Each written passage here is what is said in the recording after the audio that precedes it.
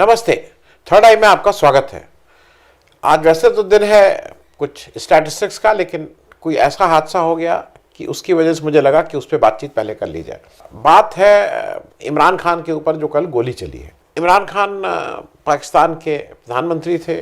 अभी अप्रैल में वो प्रधानमंत्री पद उनको छोड़ना पड़ा और वो अब फिर वापस अपनी खोई हुई प्रतिष्ठा कह लीजिए, अपनी खोई वो लोगों के बीच जा रहे थे। वो एक यात्रा कर रहे थे, लोगों से बातचीत कर रहे थे और इसी बीच कल वहाँ पे उनके ऊपर गोली चलाई गई।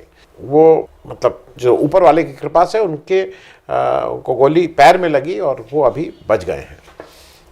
ये जो भी लोकतंत्र में रहता है, और ख़ास करके आज हम बात करेंगे थोड़ा भारतीय उपमहाद्वीप की, क्योंकि हमारा जो कॉन्टिनेंट है, इंडियन सब कॉन्टिनेंट है, उसके अगल बगल ये चीज़ें बहुत कॉमन रही हैं।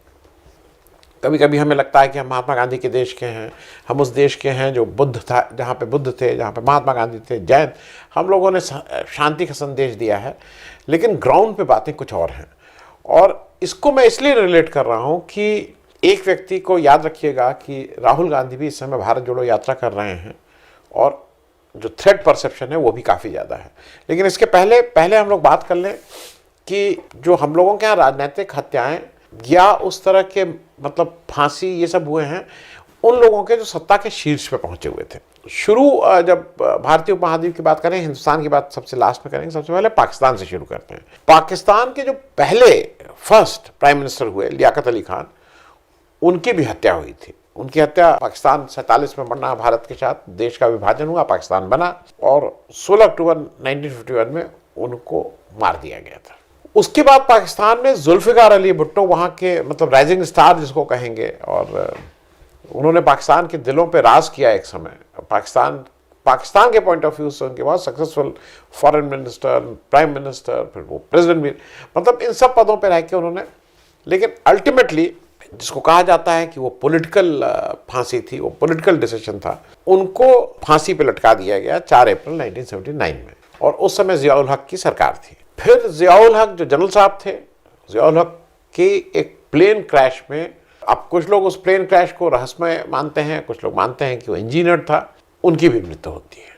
और फिर जुल्फ़िकार अली भुट्टो की लड़की जो सेकंड जनरेशन प्राइम मिनिस्टर रही थी, बेनज़ीर भुट्टो, काफ़ी दिन निर्वासित रहीं, मतलब उनके थ्रेट परसेप्शन बहुत ज़्यादा था। देखिए, लोकतंत्र में बिना जनता के बीच गए, वो लोकतंत्र जितना भी फ्रैक्चर्ड हो, जितना भी वो हो, लेकिन आपको जनता के बीच तो जाना ही पड़ेगा। जनता के बीच गई और उनकी हत्या भी 27 दिसंबर 2007 में, जब वो रैली कर रही थी, उस समय फिर से हो गई थी। मैं ये सारी बातें इसलिए कह रहा हूँ कि सब लोगों के बीच में थे। हमारे मतलब ये तो हमारा पश्चिमी हो गया, हमारे दक्षिण में श्रीलंका के जो SWRD भंडारा नायक एज प्राइम मिनिस्टर, उनकी हत्या 1959 में हुई। और मैं इन सारे देशों की बात कर रहा हूँ जो मतलब भारत के बिल्कुल अगल बगल इमीडिएट पड़ोसी हैं।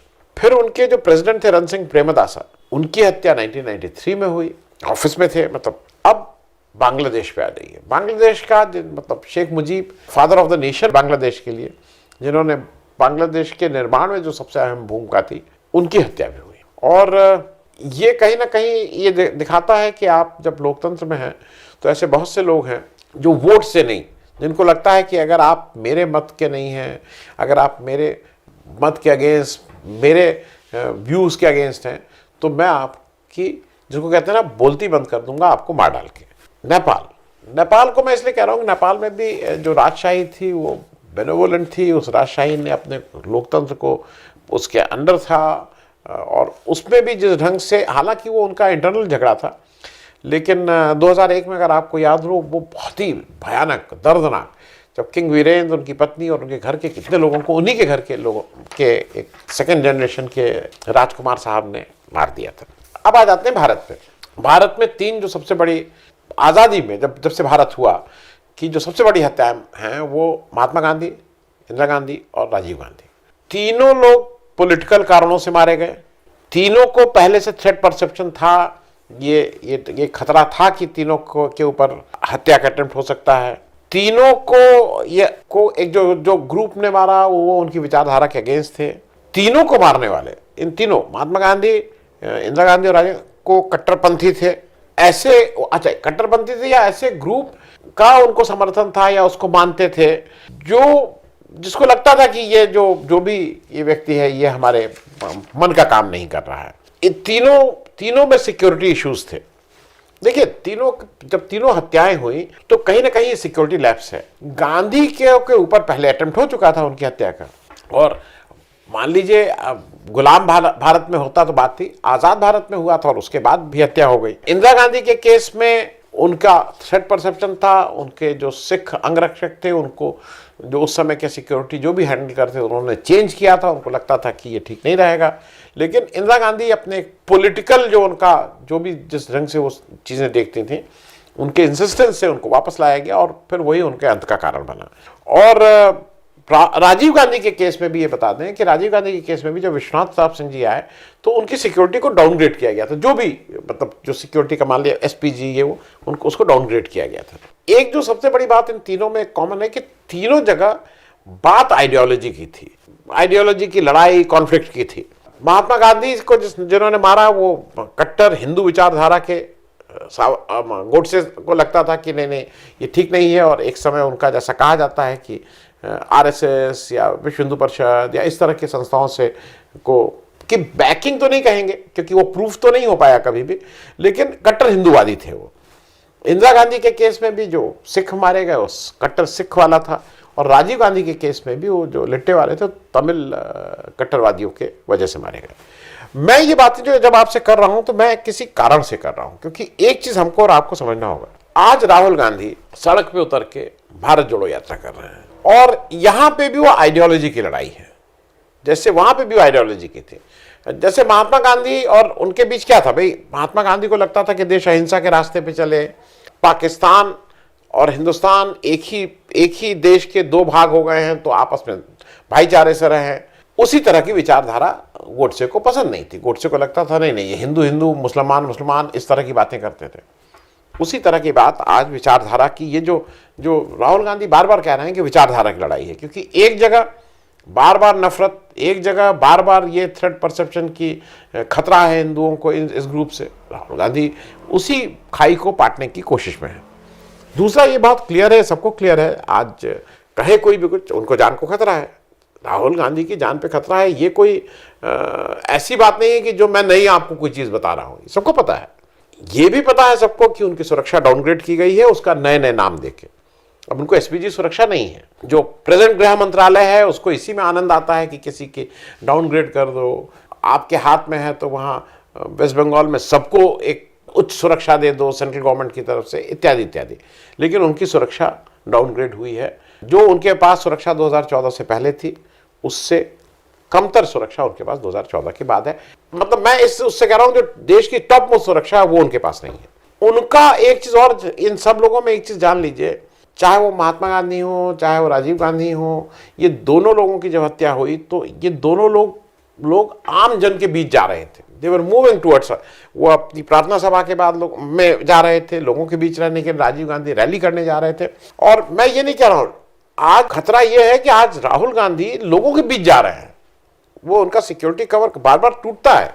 और एक बात और है कि इन सारे लोगों में जो हिंदुस्तान की सबसे बड़ी 3 हत्याएं हुई हैं उसमें गांधी वो नाम कॉमन है, महात्मा गांधी, इंदिरा गांधी, राजीव गांधी। तो मुझे कभी कभी इससे भी डर लगता है, क्योंकि एक चीज हमको और आपको, वी मे नॉट अग्री ये बिल्कुल ठीक बात है कि राहुल गांधी जो कर रहे हैं या जैसे कर रहे हैं वो हम और आप उनसे 0% अग्री ना करें। हम लोगों को लगे कि नहीं इस तरह से देश नहीं चलना चाहिए, लेकिन ये याद रखना होगा हमको और आपको कि वो अपने लिए नहीं कर रहे हैं। कोई उनको अपना कोई स्टील प्लांट, कोई अपना होटल, कोई अपना एयरपोर्ट, कोई अपना पोर्ट, कोई अपना बिजनेस को परस्यू नहीं कर रहे हैं। क्योंकि अगर वो देखिए ये चीज बिल्कुल ठीक है कि अगर वो चाहते, जैसे बहुत से लोग चाहे इस देश में, बहुत से लोगों को हुआ, तो 2004 से लेकर 2014 के बीच में वो किसी समय भी अगर चाहते, और जैसे बहुत से लोगों ने जिद की इस परिवारवाद के उसमें, तो उनको भी कहीं ना कहीं मौका मिल सकता था कोई बड़ी जगह पे बैठने का।